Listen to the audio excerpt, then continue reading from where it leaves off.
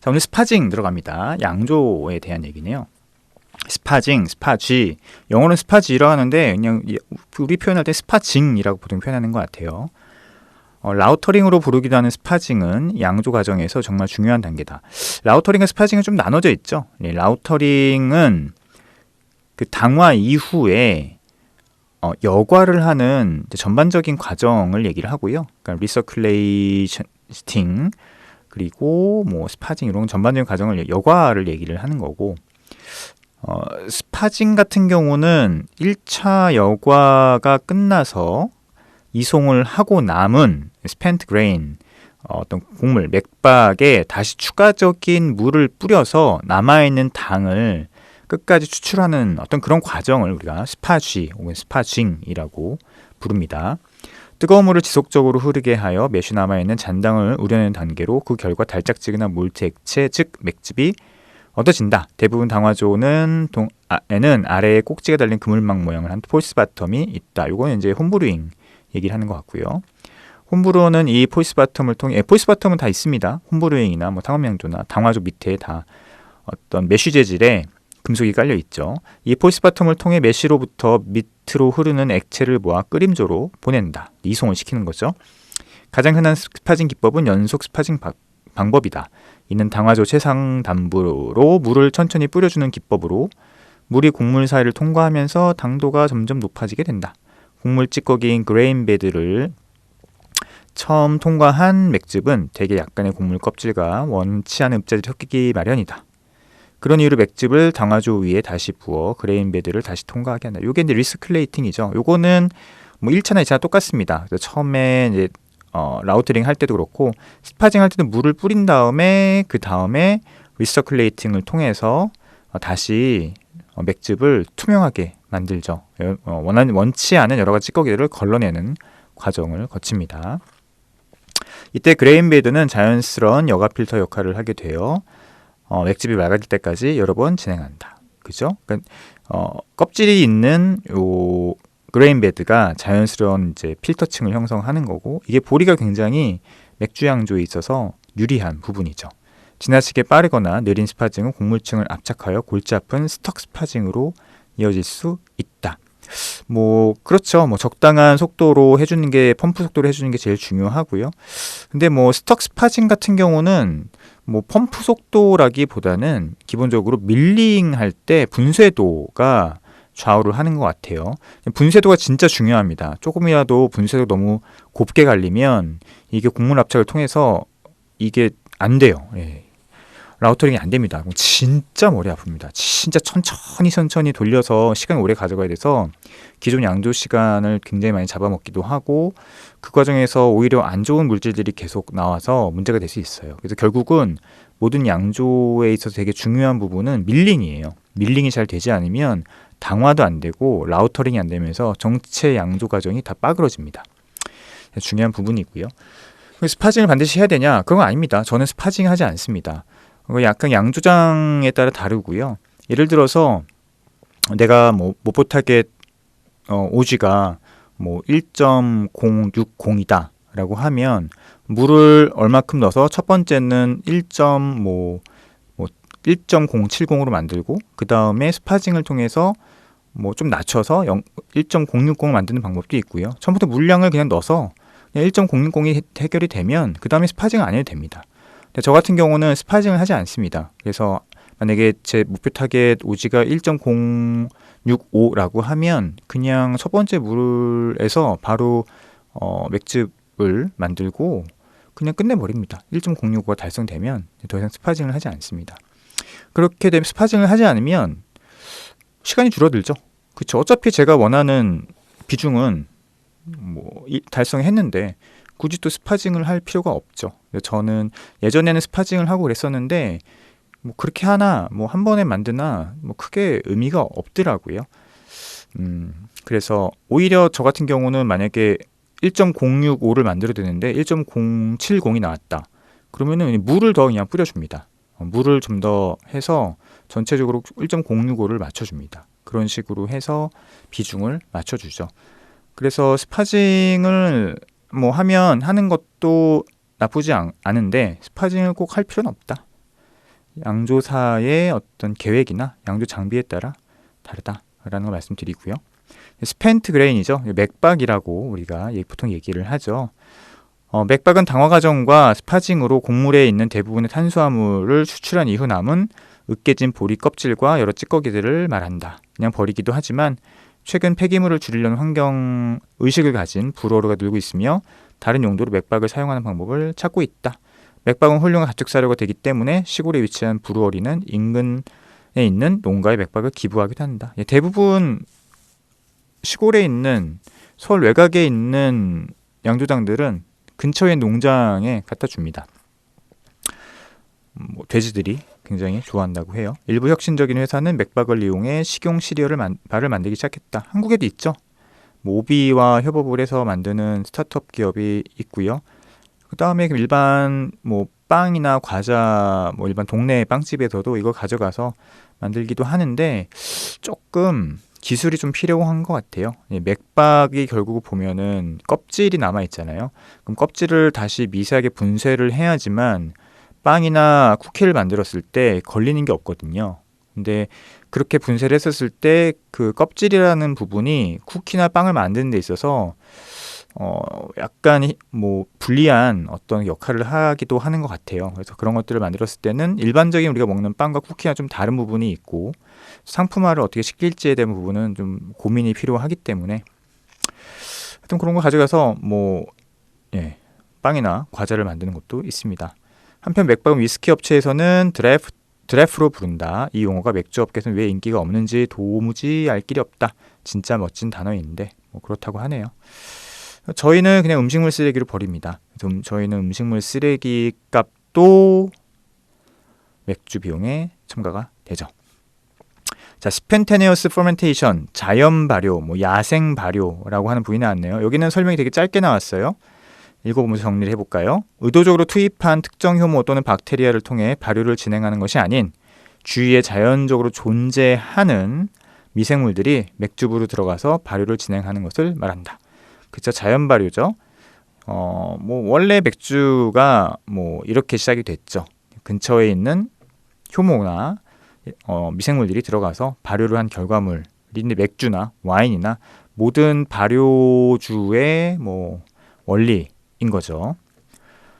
이 발효 방식을 특징을 하는 맥주 스타일이 다수 있는데 특히 람빅이나 플란스 레드에일 같은 와일드 사우어 비어와 연관이 많다. 자연 발효는 발효의 결과를 예측할 수 없고 불호가 효모를 정하는 일반적인 양조 방식보다 항상 더 늦게 진행된다. 스폰테니어스 퍼멘테이션 같은 경우는 얻는 게 있으면 또 잃는 게 있고 잃는 게 있으면 얻는 게 있죠. 그러니까 배양 효모가 나오기 이후부터는 굉장히 특정한 스타일로 이제 굳어졌는데 요즘은 크래프트 씬에서는 좀 각광받고 있죠. 양조사 입장에서는 이게 한 번에 나오는 결과물만 괜찮다고 하면 또 나쁘지 않습니다. 왜냐하면 품질에 대한 평가가 조금 너그러워져요. 야생 발효 맥주에 한해서는. 예를 들어서 약간 안 좋은 향이나 이런 것들이 나온다 하더라도 야생 발효니까 하고 넘어갈 수도 있고요. 또 야생 발효를 했었을 때는 그냥 맥즙만 갖고 하는 게 아니고 보통 부가물을 넣거든요. 과일을 넣는다든지 허브를 넣는다든지 그러면서 이게 좀 굉장히 그런 게 힙하게 보입니다. 그러니까 야생 발효를 통해서 만드는 맥주들이 시간이 오래 걸리긴 하는데 결과물에 대해서는 어떻게 보면은 이게 오염이 되지 않는 한 상품적인 리스크 부분에서는 조금 괜찮다. 좀 익스큐스를 받을 수 있는 부분이 좀 있다라는 말씀을 드립니다.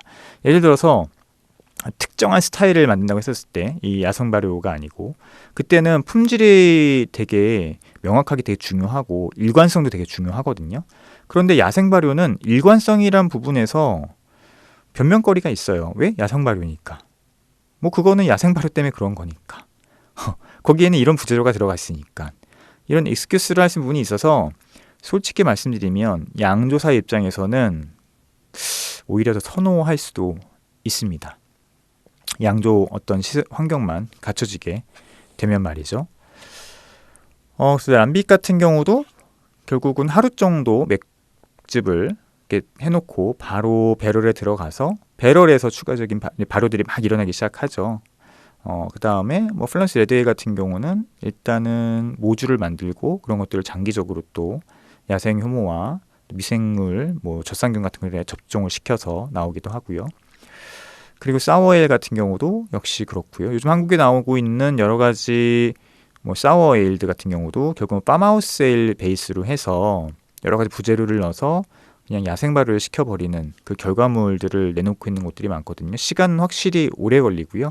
하지만 가격을 그만큼 높게 받을 수 있고 또 다음에 똑같은 걸 안 만들어도 된다는 양도사로서는 일관성을 지키는 게 굉장히 부담스러운 부분인데 그런 부분에서는 부담을 느끼지 않을 수도 있기 때문에 요즘 이런 부분에서 팜하우스 에일 베이스로 된 어떤 야생 발효 맥주들이 꽤 종종 나오는 것 같아요. 그리고 그런 것들이 또 와인 부분, 특히 내추럴 와인이 요즘 인기를 얻으면서 와인 부분에도 들어갈 수 있고 전통주 부분에도 발을 이렇게 좀 디딜 수가 있거든요. 맥주인데 뭐 전통주이기도 하고 내추럴 와인이기도 하고 그 중간에 왔다 갔다 할 수 있기 때문에 다양한 소비자한테 어필할 수 있기 때문에 최근에 양도사들이 이런 부분들을 좀 선호하고 있는 것 같습니다. 자, 넘어가죠. 스텝 매싱. 또 양조 용어네요. 기본적으로 말해 당화 작업은 특정 온도의 물을 곡물에 넣은 다음 정해진 시간 동안 그 온도를 유지하는 일이다. 이게 당화죠, 뭐. 그러나 당화에 관여하는 다양한 요소들이 최적으로 활동하는 온도가 각기 다르기 때문에 몇몇 브루어는 특정한 결과를 얻기 위해 스텝 매싱 또는 승온 매싱, 승온 스텝 매싱 방식을 사용한다. 그러니까 당을 분해하는 탄수화물을 분해해서 당으로 만드는 효소가 있는데 그게 알파 아밀라제와 베타 아밀라제를 부를게요. 아밀라스라고 부르기도 하는데 요게 이제 활동하는 온도가 다르고 활동 방식이 다르죠. 알파는 막 끊어주는 거죠, 탄수화물을.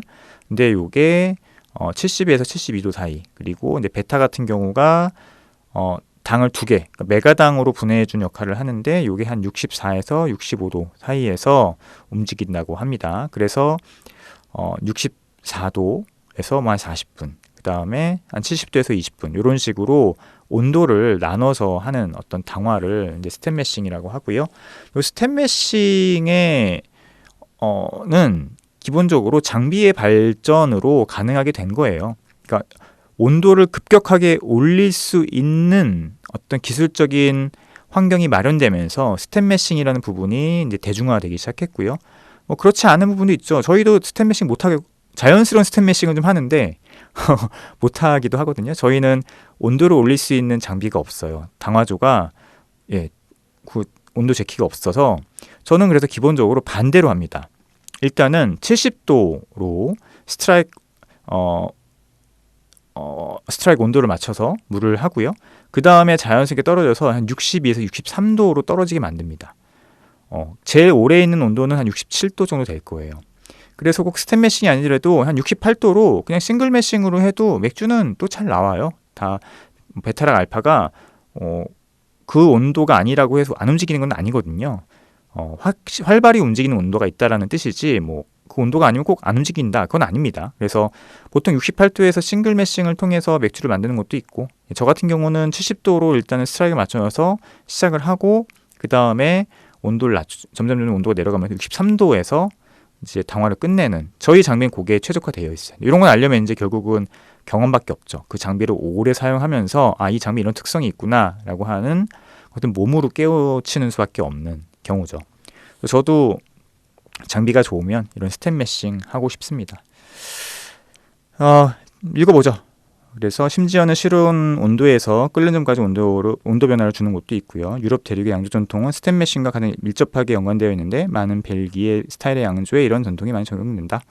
아마도 복잡한 당화 방식은 독일의 디콕션 방식일 텐데 이 방식에서는 매쉬의 일부분을 떠내서 잠깐 동안 끓인 후 당화조에 다시 넣어 전체 매쉬 온도를 상승시킨다.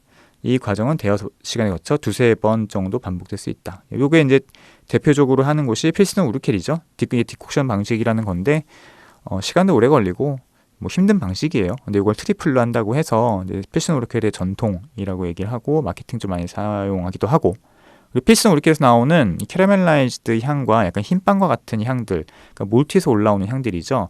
마이야르 반응이나 그다음에 캐러멜라이즈 반응에서 올라오는 향들은 결국 이 디콕션 방식에 의해서 진행된 것이 아닌가. 좀 궁금해요. 저는 필슨 우르켈의 디콕션이 어떠한 방식으로 이루어지는지. 이거 지금 뭐 사람이 일일이 퍼내서 하는 건 아닌 것 같고, 그래서 궁금하긴 합니다. 필슨 우르켈 같은 경우가 그렇습니다. 자, 그 다음에 스토리지인데 이거는 시간이 좀 걸릴 것 같아서 다음 시간에 다뤄보도록 하겠습니다. 오늘은 양조와 뭐 여러 가지 얘기들이 나왔는데요. 계속 이런 얘기들이 맥주 지식들을 넓힐 수 있는 굉장히 중요한 또 부분들이고, 아시면 맥주 문화를 이해하는데 훨씬 더 중요합니다. 예를 들어서 필슨 이렇게 양조장에 갔는데 디콕션에 관한 부분들을 물어볼 수도 있고, 또 실제 눈으로 볼 수도 있잖아요. 볼 수 있는지 모르겠지만 보고 싶어요. 나상현 씨 밴드가 부른 뉴 히피 제너레이션 들으면서 오늘 시간 마무리하겠습니다. 건강하시고요. 다음 시간에 뵐게요. 안녕히 계세요.